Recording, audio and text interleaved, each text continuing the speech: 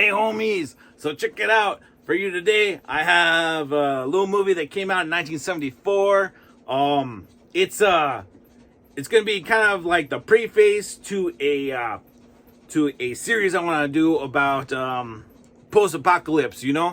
But this one isn't really post-apocalyptic. It's pre-apocalyptic, I guess you would say.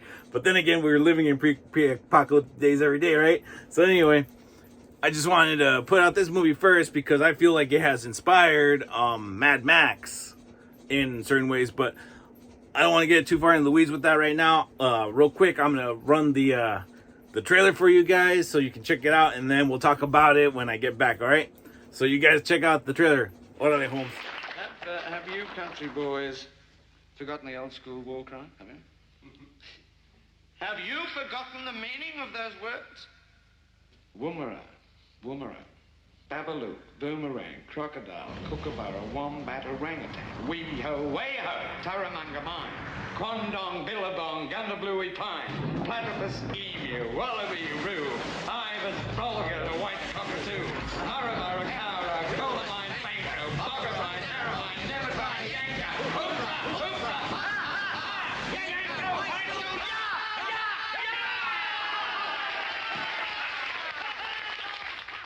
No one leaves Paris. No one.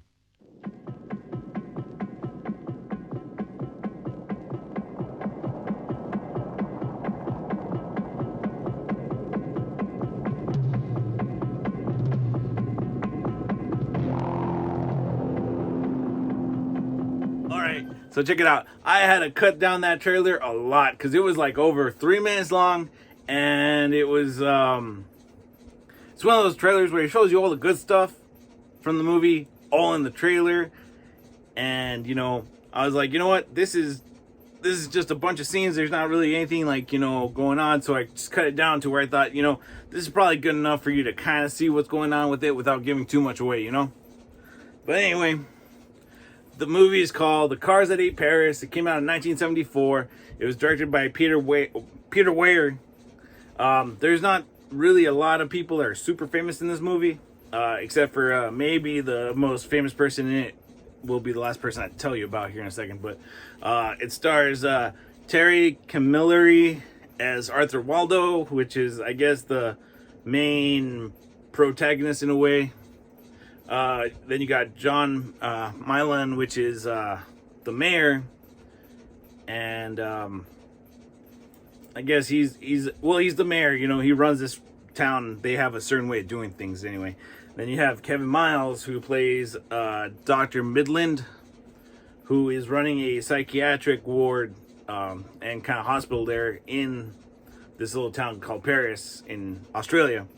And then finally you have Bruce Spence as Charlie, who is this dude that kind of lives outside of the town. He's got a little bit of, it seems like he might be a little bonkers, but homeboy, he's the dude that plays the pilot in the Mad Max movies, So anyway, so we got, so basically in this town, it's a little small town in Australia, kind of like, doesn't have like major roads or anything. It's like, just a little road in and out, and it's real rough. And, this is back in the day. So, they didn't have like street lights or anything like that. None of the nice, fun conveniences that we enjoy today in today's society, But these people, what they do is they cause accidents so they can scavenge the material goods from these accidents, And normally the people either die or they sustain enough injuries for them to have to go to the hospital, where this Dr. Midland actually does experiments on them, And the mayor kind of has been keeping this all running, because he doesn't really want the town to get big. He likes it staying exactly how it is. He doesn't like people, outsiders coming in, and he doesn't like his people leaving, It's like his own little mini kingdom, But Arthur Waldo and his brother George were traveling through when they caused their car and their RV to wreck, and unfortunately George passed away, but Arthur survived, so he's there in this town, and the mayor lets him stay with him for a little while, and they're like, basically they don't want to let this guy go because if he leaves, then he can tell the outside world about what's going on here, you know, even though he doesn't really know yet. But, you know, the more news gets out about all these crazy accidents happening in this one place, the more likely the government would come down on him, right?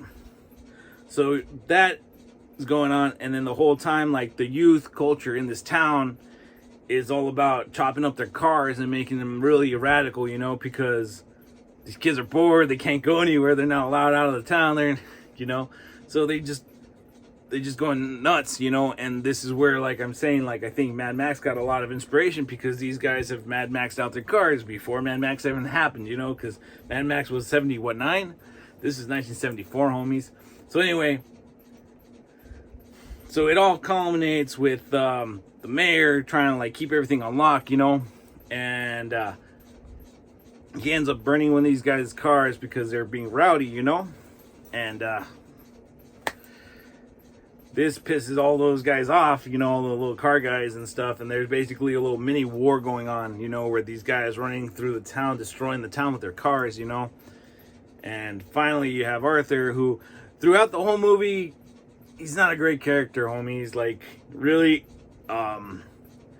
And in fact, this isn't the best movie ever. It's a really good intro into this whole, like, Australian car culture thing that seems to be, like, permeated throughout some other things I've seen in Australian movies. So don't quote me on that. I'm not an expert, but it just seems like a good starting point, you know, to be like, okay, well, this is kind of like where this all, you know.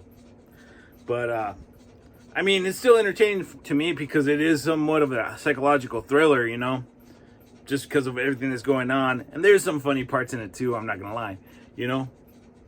But Arthur, throughout this whole movie, he's kind of like this real quiet, soft-spoken guy. Turns out he can't drive because apparently he had accidentally ran over somebody. So he's like, he's got this extreme fear of driving, you know, which he overcomes in the end of the movie, surprisingly enough. But really, you should watch it so you can get the whole story. You know, I can't really do it justice in this short video.